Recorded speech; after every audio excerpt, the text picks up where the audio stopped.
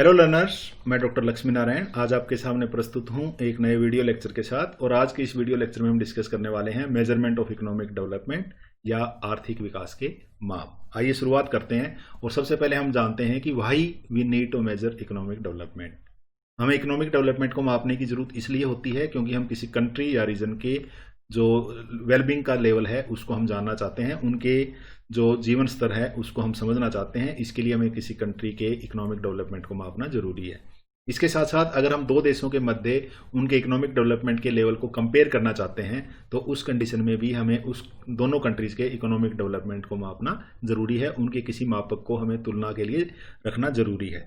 इसी तरीके से to compare the level of economic development in a country over a period of time, in a same country over a period of time. If you want to know the level of economic development of India at 1990 and at 2020, this means कि 1990 और 2020 के मध्य India का economic development कितना हुआ, इसके लिए हमें किसी एक मेजर के द्वारा दोनों स्टेज पे 1990 में भी और 2020 में भी उनके इकोनॉमिक डेवलपमेंट के लेवल को समझना जरूरी है। इसी के साथ साथ इकोनॉमिक डेवलपमेंट को जब हम मेजर करते हैं तो हम उस कंट्री की गवर्नमेंट के लिए या उस कंट्री के जो एडमिनिस्ट्रेशन है उसके लिए कुछ की फोकस एरिया जो है वो आइडेंटिफाई करते हैं, जिन पे फोकस करके वो अपने देश के लोगों के कल्याण को बढ़ा सकती है। अब हमें इकोनॉमिक डेवलपमेंट को मेजर करना चाहिए, लेकिन कैसे?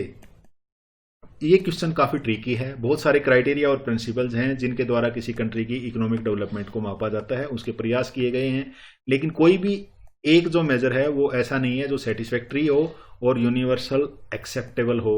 ऐसा कोई इंडेक्स आज तक हमारे पास अवेलेबल नहीं है जो हर समय हर परिस्थिति में हर पर्पज के लिए हमारे काम आ सके और वो जो संतोषजनक हो। ऐसा कोई इंडेक्स अवेलेबल नहीं है। हालांकि प्रोफेसर लिप्से ने हमें इसी स्टेज की डिग्री ऑफ डेवलपमेंट को मापने के लिए अलग अलग कुछ पॉसिबल मेजर्स बताए और बाकी के अर्थशास्त्रियों ने बताए हैं, लेकिन कुछ कॉमन है उनकी बात हम यहाँ पे करते हैं। Income per head can be taken as a measure of economic development. अगर किसी कंट्री की इनकम बढ़ रही है तो उसका इकोनॉमिक डेवलपमेंट हो रहा है। Same way, if the percentage of resources unexploited is less, the country is more economically developed. इसी तरीके से the availability of capital per head indicates higher level of economic development. Availability of saving per head also indicates higher level of economic development. More amount of social capital is also an indication of higher level of economic development. This means economic development can be measured by income per head, percentage of resources unexploited, capital per head, saving per head and amount of social capital. जो measurement of economic development है उनको हम दो भागों में बांट सकते हैं, आर्थिक विकास के आर्थिक माप और आर्थिक विकास के सामाजिक माप। आर्थिक विकास के सामाजिक मापों में higher level of education and literacy हो सकता है, हायर लाइफ एक्सपेक्टेंसी, जीवन प्रत्याशा अगर ज़्यादा है तो वो कंट्री ज़्यादा डेवलप्ड होगा। इनकम का डिस्ट्रीब्यूशन अगर ज़्यादा फेवरेबल है, ज़्यादा इक्विटेबल है तो वो कंट्री ज़्यादा डेवलप होंगे। इसी तरीके से लोगों का एटीट्यूड अगर सस्टेनेबल डेवलपमेंट की तरफ पॉजिटिव है, वो फ्यूचर का ध्यान में रखते हुए आज के डेवलपमेंट पे ध्यान दे रहे हैं, तो उस कंट्री को हम कहते हैं वो इकोनॉमिकली डेवलप्ड है, तभी वो ऐसा कर पा रहा है। Even level of urbanisation can be used as a measure of economic development. तो ये जो सारे थे कुछ सोशल इंडिकेटर्स हैं जो किसी कंट्री की इकोनॉमिक डेवलपमेंट के लिए यूज किए जा सकते हैं। इसी तरीके से कुछ हमारे पास इकोनॉमिक मेजर्स हैं इकोनॉमिक डेवलपमेंट के। वो कौन से हैं? आउटपुट मेजर है, higher level of output is indicative of higher level of economic development. Higher level of employment or low level of unemployment rate is also an indicative of higher level of economic development. Higher level of income, higher level of productivity, higher share of secondary and tertiary sector in GDP and employment. इसका मतलब कि अगर जो occupational structure इस तरीके की हो जहाँ एग्रीकल्चर का जो कंट्रीब्यूशन है वो कम हो और टर्सरी सेक्टर और सेकेंडरी सेक्टर का ज़्यादा हो, तो वो भी एक इंडिकेटर है इकोनॉमिक डेवलपमेंट का। इन सारे मेजर्स के द्वारा हम किसी कंट्री की इकोनॉमिक डेवलपमेंट को माप सकते हैं। उसका एक इंडिकेशन हमें, चाहे आप लेफ्ट साइड के जो मेजर्स हैं उनको देख लें, चाहे राइट साइड के मेजर्स देख लें, सभी अपने आप में किसी कंट्री की लेवल ऑफ इकोनॉमिक डेवलपमेंट को कुछ हद तक कैप्चर करते हैं। ठीक है, तो आइए पहले हम देखते हैं किसी कंट्री की इकोनॉमिक डेवलपमेंट के इकोनॉमिक मेजर कौन कौन से हैं। किसी कंट्री की इकोनॉमिक डेवलपमेंट के जो इकोनॉमिक मेजर्स हैं वो कौन कौन से हैं और वो हमें क्यों यूज करने चाहिए, इसके बारे में हम बातें करेंगे। तो पहले हम क्वेश्चन लेते हैं कि हमें इकोनॉमिक मेजर किसी कंट्री की इकोनॉमिक डेवलपमेंट के लिए क्यों यूज करने चाहिए, क्यों हमें किसी कंट्री की इकोनॉमिक डेवलपमेंट को इकोनॉमिक मेजर्स के द्वारा मापने चाहिए। इकोनॉमिक मेजर्स हमारे क्या हैं? GDP, GNP, NNP. अगर ये इंक्रीज होती है या इसका लेवल ज़्यादा है तो उस कंट्री को हम ज़्यादा इकोनॉमिकली डेवलप्ड क्यों समझें? या किसी कंट्री की अगर हम लेवल ऑफ इकोनॉमिक डेवलपमेंट को मापना है तो हम उसकी जीडीपी, जीएनपी या एनएनपी को क्यों देखते हैं? इसके बारे में प्रोफेसर हिक्स का कहना था कि हायर लेवल ऑफ जीडीपी और या increase in GDP indicates greater availability of goods and services. If there is greater availability of goods and services, then standard of living of that country is going to be higher. Same way, trickle down effect. If the GDP and GNP of a country increases, the impact and effect of this increase would trickle down at the bottom. यानी अगर किसी country की real GDP और GNP या NNP बढ़ रही है तो उस कंडीशन में उसका लाभ देर सवेरे उस कंट्री के सभी लोगों को मिलेगा, जिसको हम ट्रिकल डाउन इफेक्ट कहते हैं। इसके कारण लॉन्ग रन में जो इकोनॉमिक डेवलपमेंट है वो इंक्रीज, जो उनका इकोनॉमिक वेलफेयर है वो इंक्रीज होगा। अगर हम किसी कंट्री की इकोनॉमिक डेवलपमेंट को जीडीपी या जीएनपी के द्वारा या इकोनॉमिक मेजर्स के द्वारा मापते हैं तो वो आसानी से समझ में आ जाएगा, आसानी से कैलकुलेट हो जाएगा और अलग अलग कंट्रीज की और विभिन्न समय के ऊपर जो कंपैरिजन है वो हम आसानी से कर पाएंगे। इसलिए इकोनॉमिक मेजरमेंट जो हैं उनको हमें यूज करना चाहिए। इकोनॉमिक मेजर्स किसी कंट्री की इकोनॉमिक डेवलपमेंट के लिए यूज किए जाने चाहिए। ये आर्गुमेंट हमने अभी देखी। अब कौन से मेजर्स हैं जो यूज किए जा सकते हैं? नॉर्मली दो प्रकार के मेजर्स यूज किए जाते हैं। एक एब्सोल्यूट है, उसमें रियल नेशनल इनकम मेजर्स हैं जैसे GDP, real GNP, real NNP. इसके साथ साथ हम पर कैपिटा मेजर्स को भी यूज कर सकते हैं जैसे per capita GDP, per capita GNP और पर कैपिटा एनएनपी या पर कैपिटा कंजम्पशन को भी हम किसी कंट्री की इकोनॉमिक डेवलपमेंट के लिए यूज कर सकते हैं। तो इस तरीके से हम किसी कंट्री की पर कैपिटा रियल इनकम के द्वारा इकोनॉमिक डेवलपमेंट के लेवल को माप सकते हैं। दो तरीके हैं, अब इन दोनों तरीकों के बारे में थोड़ा डिस्कस करते हैं। पहला है real GDP, GNP and NNP as an measure of economic development. इसके आर्गुमेंट में professor Simon Kuznets, Meier and Baldwin, Hicks आदि ने ये कहा कि किसी कंट्री की इकोनॉमिक डेवलपमेंट को अगर हमें मापना है तो उसका सबसे अच्छा तरीका उस कंट्री की नेशनल इनकम को मापना है। ठीक है, नेशनल इनकम के जो मेजर हैं जीडीपी, जीएनपी और एनएनपी, इनमें उन्होंने कहा कि एनएनपी जो है वो एक बेटर मेजर है क्योंकि वो किसी कंट्री के जो रिसोर्सेज का कंजम्पशन है, रिसोर्सेज का डिप्रिसिएशन है during the generation of income, उसको ध्यान में रखता है। इसलिए एनएनपी एक बेटर मेजर है। तो एनएनपी के द्वारा या रियल एनएनपी के द्वारा हम किसी कंट्री की इकोनॉमिक डेवलपमेंट को मापना चाहिए, ऐसा इन अर्थशास्त्रियों का मानना था। मायर एंड बाल्डविन ने आलोचकों को ये जवाब देते हुए कि प्रति व्यक्ति आय को हमें ज़्यादा महत्व नहीं देना चाहिए, इसको ध्यान में रखते हुए उन्होंने कहा कि अगर हम किसी कंट्री की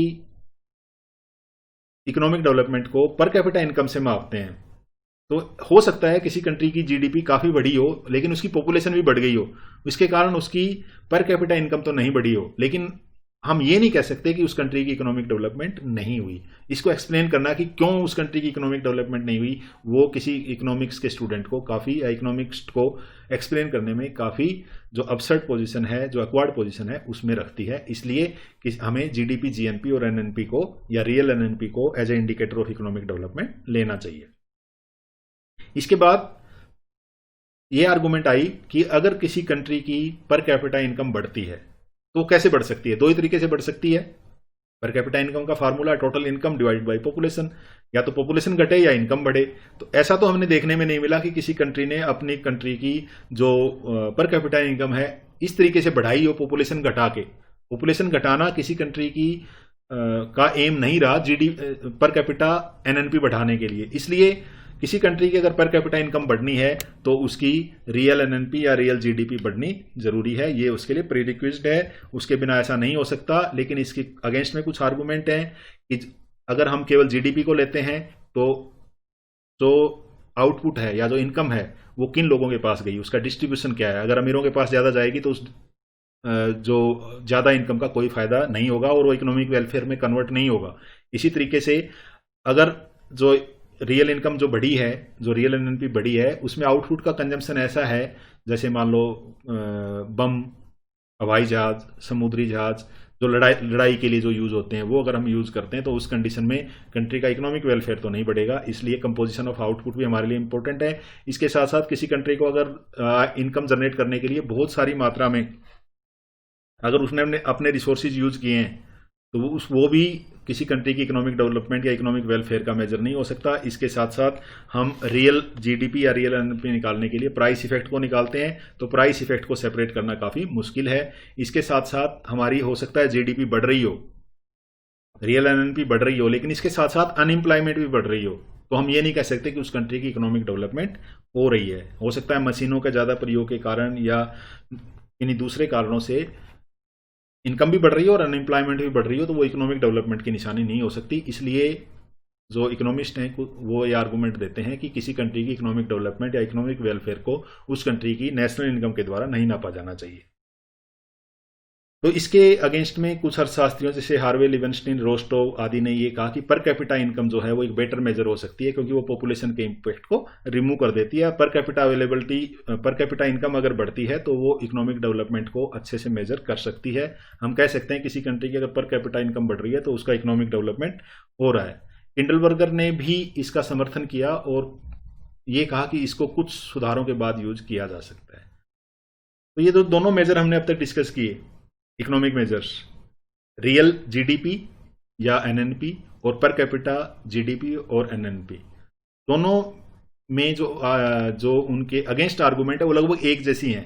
क्योंकि अगर हमें पर कैपिटा इनकम निकालनी है तो हम कैसे निकालते हैं? दो चीज़ों को डिवाइड करके निकालते हैं, टोटल इनकम को डिवाइड करते हैं पॉपुलेशन से। तो टोटल इनकम की जो कमियां हैं वो यहाँ पर कैपिटा इनकम में भी लागू रहेंगी, जैसे it ignores distribution of income, composition of output matters अभी हमने डिस्कस किया था, method and mode of production matters ये अभी हमने डिस्कस किया था। इसी के साथ साथ जो नॉन मार्केट ट्रांजैक्शन है वो किसी कंट्री की इनकम का एक बड़ा हिस्सा हो सकते हैं, लेकिन वो जो इनकम स्टेटिस्टिक्स हैं उनमें कैप्चर नहीं होती। इसलिए जो एक्चुअल जीडीपी है हो सकता या एनएनपी है वो हो सकता है वो कहीं ज़्यादा हो जितनी की रिपोर्टेड है। इसी के साथ साथ ये जो दोनों मेजर्स हैं ये सोशल डायमेंशन ऑफ डेवलपमेंट को नकारते हैं, ये सामाजिक जो उनके आयाम हैं विकास के उन पे ध्यान नहीं देते हैं। तो ये दोनों इन जो ये इकोनॉमिक मेजर्स हैं इनकी हमारी आलोचना है। आइए अब हम देखते हैं social measure of economic development. तो पहले हमें सोशल मेजर्स की जरूरत क्यों पड़ती है? 1970 के दशक में जब हम इकोनॉमिक मेजर्स पे ज़्यादा फोकस करते थे और ये मानते थे कि जब किसी कंट्री के इकोनॉमिक इंडिकेटर्स इंप्रूव होंगे तो डेवलपमेंट इंडिकेटर अपने आप इंप्रूव हो जाएंगे, लेकिन हमने ये देखा कि ऐसा नहीं हुआ। इसलिए हमारा ध्यान जो डेवलपमेंट इंडिकेटर्स था उनकी तरफ गया, जैसे पॉवर्टी है, हेल्थ है, एजुकेशन है। ये इकोनॉमिक डेवलपमेंट के एक इंपॉर्टेंट कंपोनेंट्स बन के हमारे सामने आए, जिनको हमने ये मान लिया था कि अगर इनकम बढ़ेगी तो ऑटोमेटिक बढ़ जाएंगे, लेकिन वास्तव में ऐसा नहीं हुआ। इसलिए हमें सोशल मेजर्स की जरूरत पड़ी कि हमें सोशल मेजर्स के द्वारा इकोनॉमिक डेवलपमेंट को मापना चाहिए। बहुत सारे सोशल मेजर हो सकते हैं, नॉर्मली वो एजुकेशन से रिलेटेड हो सकते हैं, हेल्थ के इंडिकेटर्स हो सकते हैं, एम्प्लॉयमेंट इंडिकेटर हो सकते हैं, पॉवर्टी है, अनएम्प्लॉयमेंट रेट्स हैं, जेंडर इक्वेलिटी है, जो किसी कंट्री की इकोनॉमिक डेवलपमेंट का एक बहुत बड़ा मेजर है जिसको हम as a measure of economic development use कर सकते हैं। तो ये जो social measure of economic development हो सकते हैं, इनमें से बहुत सारे जो हमने एजुकेशन, हेल्थ और ली, इनमें से कुछ इंडिकेटर्स निकल जाएंगे जिनको हम किसी कंट्री की इकोनॉमिक डेवलपमेंट को नापने के लिए यूज कर सकते हैं।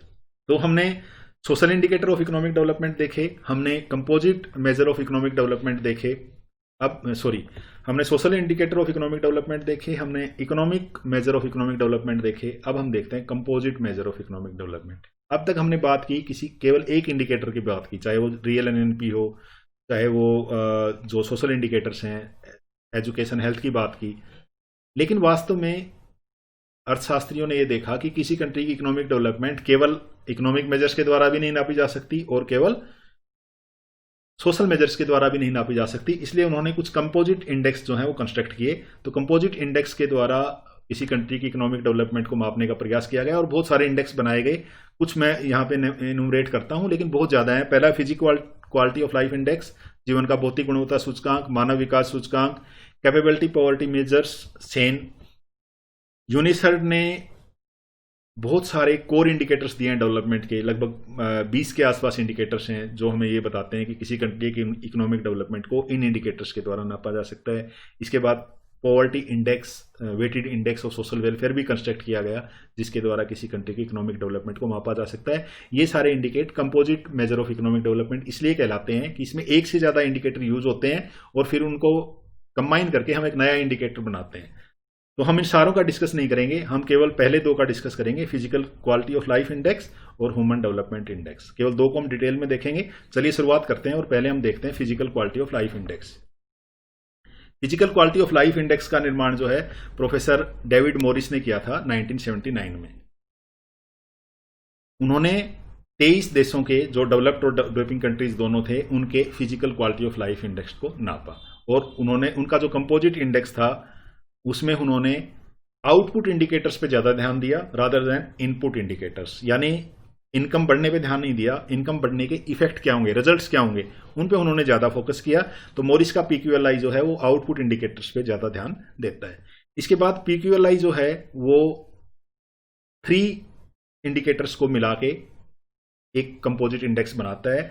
3 इंडिकेटर्स कौन से हैं? Infant mortality, life expectancy and basic literacy.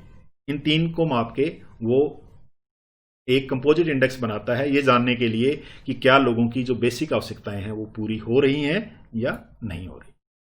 तो जो physical quality of life index है, पीक्यूएलआई है, वो 3 सब इंडेक्सेस से मिलकर बनता है।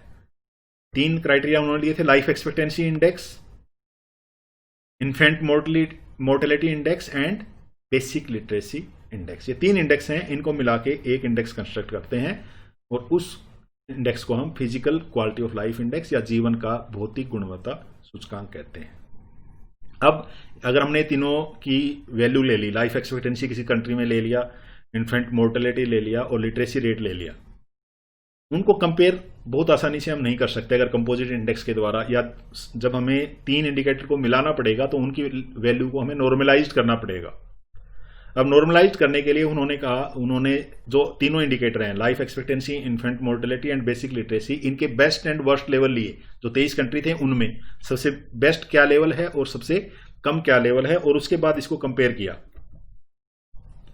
तो जो पॉजिटिव इंडिकेटर्स हैं, इसमें पॉजिटिव इंडिकेटर्स कौन से हैं? पॉजिटिव इंडिकेटर का मतलब जिनकी वैल्यू ज्यादा है उतनी ही अच्छी। इसमें लाइफ एक्सपेक्टेंसी अगर ज्यादा है तो बढ़िया है, शिक्षा का स्तर अगर ज्यादा है तो बढ़िया है। तो पहले तो पॉजिटिव इंडिकेटर्स हैं नंबर 1 और नंबर 3। इसके विपरीत जो इन्फेंट मोर्टेलिटी इंडिकेटर है वो एक नेगेटिव इंडिकेटर है, जितना कम उतना बढ़िया। शिशु मृत्यु दर जितनी कम उतनी बढ़िया। प्रति 1000 कितने शिशु जन्म के 1 साल के अंदर मर जाते हैं उसको हम इन्फेंट मोर्टेलिटी रेट कहते हैं। ये जितना कम होगा उतना बढ़िया है। तो ये नेगेटिव इंडिकेटर है। तो नेगेटिव इंडिकेटर का बेस्ट क्या है? मिनिमम, और वर्स्ट क्या है? मैक्सिमम। तो ये जो बेस्ट और वर्स्ट लेवल लेके इन्होंने इनकी वैल्यू को नॉर्मलाइज किया। तो लेवल कौन कौन से लिए थे? मिनिमम वैल्यू लिटरेसी की 100 and 0। आईएमआर उस समय जो सबसे मैक्सिमम वैल्यू थी वो 229 और मिनिमम थी वो 9। यहां ध्यान रखना बेस्ट 9 है। रेंज का मतलब दोनों का डिफरेंस, मिनिमम और मैक्सिमम का 220। इसी तरीके से life expectancy minimum 38, maximum 77 and range is 39। यहाँ पे मैंने इनका एक 1 बाई रेंज लिखा है। उसका पर्पज ये है कि अगर हम 1 बाई रेंज निकाल लेंगे, क्योंकि जब नॉर्मलाइज करते हैं तो नॉर्मलाइज करने का फार्मूला ये है, हमें किसी कंट्री की, अगर मान लो इंडिया की मैं कहूँ IMR 100 है, तो हम कैसे निकालेंगे इसकी वैल्यू? हालांकि 100 से काफी कम है, हमारी 40 से भी नीचे है। तो हमें मैक्सिमम वैल्यू यहाँ पे 229, एक्चुअल वैल्यू इंडिया की वैल्यू कितनी है यहाँ पुट कर देंगे। मिनिमम वैल्यू और मैक्सिमम वैल्यू हमें दी हुई है, ये रेंज है।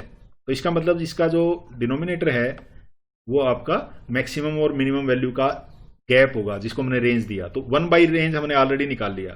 तो अब हमें क्या करना है, हम सिर्फ मैक्सिमम वैल्यू लेंगे, उसमें से एक्चुअल वैल्यू को माइनस करेंगे और मल्टीप्लाई कर देंगे 1 बाई रेंज को। तो इसलिए मैंने थोड़ा सा कंप्यूटेशन की इजीनेस के लिए ये 1 बाई रेंज को लिया है। तो इसके बाद हम किसी कंट्री के फिजिकल क्वालिटी इंडेक्स को कंस्ट्रक्ट कर सकते हैं। अगर आपको कंस्ट्रक्ट करना है तो आज भी आप कंस्ट्रक्ट कर सकते हैं। अगर आपको किसी कंट्री की बेसिक लिटरेसी रेट का पता है तो हम किसी कंट्री का लिटरेसी रेट लेंगे। लिटरेसी रेट मतलब कितने % लोग उसके पढ़े लिखे हैं, तो उसके आधार पे हमारा बेसिक लिटरेसी इंडेक्स निकल आएगा। इसके बाद दूसरे स्टेप में हम क्या करेंगे, किसी कंट्री की इन्फेंट मोर्टेलिटी रेट लेंगे, और यहाँ पे मिनिमम बेस्ट है ना, तो वर्स्ट 229 माइनस इन्फेंट मोर्टेलिटी, ये घटा देंगे और इसको गुणा कर देंगे, इसका 1/, रेंज जो था 1/220 जो था 0.454 से मल्टीप्लाई कर देंगे, तो यहाँ एक वैल्यू आ जाएगी, इस इंडेक्स की एक वैल्यू आ जाएगी जो लिटरेसी रेट के बराबर ही होगी इसकी। तो इसके साथ साथ हम किसी कंट्री की लाइफ एक्सपेक्टेंसी लेंगे और फिर लाइफ एक्सपेक्टेंसी माइनस जो वैल्यू है उसकी जितनी भी है वो ले लेंगे, और इसके किसी कंट्री की जो लाइफ एक्सपेक्टेंसी है उसको ले लेंगे और उसके बाद उसमें से 38 माइनस कर देंगे और 2.56 से मल्टीप्लाई कर देंगे। उसके बाद ये मिनिमम वैल्यू है ना 38, और लाइफ एक्सपेक्टेंसी जो एक्चुअल में है, मान लो इंडिया की लाइफ एक्सपेक्टेंसी 40 है, तो 40 माइनस 38 इंटू 2.56 जो भी वैल्यू आएगी वो इस इंडिकेटर की वैल्यू आ जाएगी। तो ये तीनों इंडिकेटर निकालता है फिजिकल क्वालिटी और लाइफ इंडेक्स। उसके बाद हम क्या करते हैं, इन तीनों इंडिकेटर को कंबाइन कर देते हैं और इनकी अर्थमेटिक एवरेज निकाल लेते हैं। सिंपल 3 इंडिकेटर निकाले थे ना हमने, LEI, BLI और IMI, तीनों को जोड़ दिया और 3 से भाग दे दिया। यहाँ से वैल्यू आएंगी, इन तीनों वैल्यू को हम जोड़ देंगे, मान लो लिटरेसी रेट 60% है तो 60 आ जाएगी, यहाँ पे कोई वैल्यू आएगी, यहाँ पे कोई वैल्यू आएगी, तीनों को जोड़ के 3 से भाग दे देंगे तो वो हमारा PQLI की वैल्यू होगी। तो ये है जीवन का ये भौतिक गुणवत्ता सूचकांक को निकालने का तरीका। आइए अब हम देखते हैं कि एडवांटेज क्या है PQLI के। PQLI को कंस्ट्रक्ट करने के हमारे कौन कौन से एडवांटेज हैं। पहला तो ये डेवलपमेंट के बहुत सारे एस्पेक्ट को कंसीडर करती है, केवल इनकम को नहीं, इनकम के साथ साथ ये हेल्थ को भी देखती है, एजुकेशन को भी देखती है। इसके बाद ये गवर्नमेंट के लिए हेल्पफुल है, सरकार जो है वो किस तरीके से किसी कंट्री का आर्थिक विकास करें, वो PQLI के माध्यम से कितनी इंप्रूवमेंट हो रही है उसको जान सकते हैं। इसी के साथ साथ इसको बनाना बहुत आसान है। ये जो इंडिकेटर है PQLI, ये रिजल्ट पे फोकस करता है। आपने कहा था ना ये आउटपुट पे फोकस है, इनपुट पे फोकस नहीं है, कि जो पर कैपिटा इनकम या डेवलपमेंट प्रोसेस है उसके रिजल्ट्स क्या हैं, जो एजुकेशन है और हेल्थ में दिखाई देंगे वो क्या है, उसको मेजर करता है। इसके साथ साथ ये डिस्ट्रीब्यूशन ऑफ वेलफेयर की बात करता है कि इनकम जो बढ़ी वो, या अगर किसी कंट्री की इकोनॉमिक वेलफेयर बढ़ रहा है तो वो कितना फैल रहा है। जो एजुकेशन और हेल्थ हैं वो किसी कंट्री की डेवलपमेंट का फैलाव जो है, उसका डिस्ट्रीब्यूशन है, उसके मापक हैं। तो इस तरीके से हम डिस्ट्रीब्यूशन ऑफ वेलफेयर को निकाल सकते हैं। इसके डिसएडवांटेज क्या है, ये 3 इंडिकेटर इसने लिए हमने, LEI और BLI और IMI लिए थे, इनके इक्वल वेट्स देता है। वास्तव में सबका एक समान भार होना जरूरी नहीं है, यानी इसमें एजुकेशन के 2 इंडिकेटर हैं, हेल्थ का 1 इंडिकेटर है। तीनों को जोड़ के अगर हम एवरेज निकालते हैं तो बेसिकली एजुकेशन का जो वेट है वो हेल्थ से 2 टाइम्स ज्यादा होगा। तो इक्वल वेट्स हैं, इसके आधार पर इसकी हम आलोचना करते हैं। दूसरा केवल 2 डायमेंशन लेता है, इकोनॉमिक डेवलपमेंट के 2 डायमेंशन है। इसमें कौन कौन से 2 डायमेंशन है, एक है हमारा एजुकेशन और दूसरा हेल्थ। अब एजुकेशन के भी, हेल्थ के 2 ही इंडिकेटर लेता है, हेल्थ के 2 इंडिकेटर लेता है। कौन कौन से इंडिकेटर लेता है हेल्थ के, आपकी life expectancy and infant mortality rate. Sorry, यहाँ पे मैंने जो बताया था इक्वल वेट्स, तो इसमें हेल्थ का वेट ज्यादा होगा और एजुकेशन का वेट कम होगा। 2 इंडिकेटर ऑफ हेल्थ लेता है सिर्फ, ये इसकी एक आलोचना है। इसके बाद ये इनकम एस्पेक्ट्स को टोटली इग्नोर करता है, इनकम को कहीं जिक्र ही नहीं करता। वास्तव में इनकम भी एक इंपॉर्टेंट इंग्रेडिएंट है। तो ये था हमारा जीवन का भौतिक गुणवत्ता सूचकांक। आइए हम अब लास्ट में चलते हैं और जानने का प्रयास करते हैं कि जो हमारा नेक्स्ट था, ये एग्रीगेट इन नेचर है, ह्यूमन डेवलपमेंट इंडेक्स के बारे में। मानव विकास सूचकांक, मानव विकास सूचकांक जो है वो ह्यूमन डेवलपमेंट के 3 इंपॉर्टेंट जो डायमेंशंस हैं उनका समरी मेजर है, उनको इकट्ठा करके 1 नंबर हमें बताता है। वो कौन कौन से हैं, a long and healthy life, being knowledgeable and have a decent standard of living. 3 dimension है किसी कंट्री के ह्यूमन डेवलपमेंट के, लॉन्ग एंड हेल्दी लाइफ, लंबा और स्वस्थ जीवन, ज्ञान और एक अच्छा जीवन स्तर। ये 3 आयामों के द्वारा हम किसी कंट्री के ह्यूमन डेवलपमेंट को माप सकते हैं। तो ह्यूमन डेवलपमेंट इंडेक्स इन 3 डायमेंशंस का एक समरी मेजर है, उनको इकट्ठा करके हमें बताता है। SDI जो है वो जो इंडिकेटर हैं, 3 इंडिकेटर हमने बताए, long and healthy life, being knowledgeable और डिसेंट स्टैंडर्ड ऑफ लिविंग, इन तीनों का ज्योमेट्रिक मीन है, जो हम आगे डिस्कस करेंगे तो समझ में आएगा। अब 2010 से जो किसी कंट्री के ह्यूमन डेवलपमेंट को मेजर करने का तरीका है वो चेंज हो गया है। पहले दूसरा तरीका था, आज के दिन उसका तरीका दूसरा है। तो हम जो नया तरीका है उसको डिस्कस करेंगे 2010 ह्यूमन डेवलपमेंट रिपोर्ट से, जो हमने शुरू किया है। इसमें 3 डायमेंशन है, अभी हमने जिक्र किया था, a long and healthy life, being knowledgeable and a decent standard of living. ये 3 डायमेंशन है किसी कंट्री की ह्यूमन डेवलपमेंट को मापने के, समझने के। According to human development report since 2010 जो हमारा चल रहा है। अब ये जो 3 डायमेंशन है, इनको मापने के अलग अलग इंडिकेटर्स हो सकते हैं।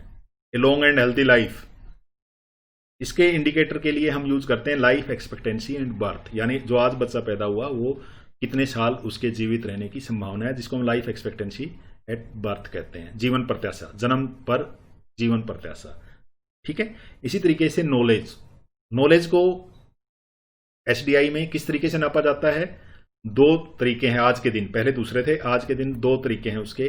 2 इंडिकेटर हम यूज करते हैं, एक मिनिमम ईयर ऑफ स्कूलिंग और एक expected year of schooling. Minimum year of schooling है कि एक बच्चा आज के दिन जो है वो कितने साल उसने स्कूल में बिताए, और एक्सपेक्टेड ईयर ऑफ स्कूलिंग क्या है कि आज जो 5 साल का बच्चा पहली बार एडमिशन ले रहा है, उसके कितनी साल तक एजुकेशन इंस्टीट्यूट्स में बने रहने की संभावना है, वो हमारा एक्सपेक्टेड ईयर ऑफ स्कूलिंग होगा।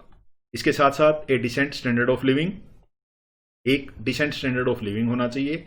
उसको हम कैसे नापेंगे? उसको हम नापते हैं GNI per capita, gross national income per capita, और इसको हम पीपीपी पे लेते हैं। पीपीपी का मतलब है परचेज पावर पैरिटी, यानी जो उस देश की करेंसी है वो डॉलर के मुकाबले कितना खरीदने की शक्ति रखती है, उस हिसाब से हम कन्वर्ट करते हैं। किसी एक कंट्री की करेंसी को दूसरे कंट्री की करेंसी में कन्वर्ट करना पड़ेगा।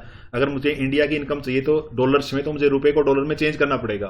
वो 2 तरीके से चेंज हो सकता है, एक एक्सचेंज रेट पे और दूसरा परचेज पावर पैरिटी से। तो परचेज पावर पैरिटी के आधार पर उस कंट्री की जीएनपी कितनी है, उस आधार पर हम किसी कंट्री के इकोनॉमिक डेवलपमेंट को माप सकते हैं। अब हमने देखा 3 डायमेंशन हैं, उनके 4 इंडिकेटर हैं, क्योंकि नॉलेज के 2 इंडिकेटर हम यूज कर रहे हैं। इनके बेसिस पे हम डायमेंशन इंडेक्स बनाएंगे। हेल्थ का एक इंडेक्स बनेगा, एक एजुकेशन का इंडेक्स बनेगा और एक इनकम का इंडेक्स बनेगा, और तीनों को हम कंबाइन करके ह्यूमन डेवलपमेंट इंडेक्स बनाएंगे। चलिए देखते हैं किस तरीके से उसको हम कंबाइन करेंगे और किस तरीके से उसको बनाएंगे।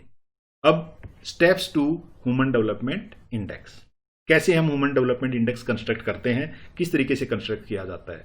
तो कुछ वैल्यूज यूज होंगी जब हम एग्जांपल देंगे। तो ये कुछ वैल्यूज हैं जो मिनिमम और मैक्सिमम बताती हैं। 2010 से जब शुरू किया तो उन्होंने कुछ मिनिमम और मैक्सिमम वैल्यू ली। इसमें हेल्थ के लिए लाइफ एक्सपेक्टेंसी यूज हुआ है, हमने देखा। इसकी मिनिमम वैल्यू 20 है और मैक्सिमम वैल्यू 85 है, यानी जो कंट्रीज हैं उनमें मैक्सिमम जो लाइफ एक्सपेक्टेंसी और 85, मिनिमम 20। एजुकेशन जो है minimum 0, expected year of schooling और मैक्सिमम 18, और mean year of schooling minimum 0 and maximum 15।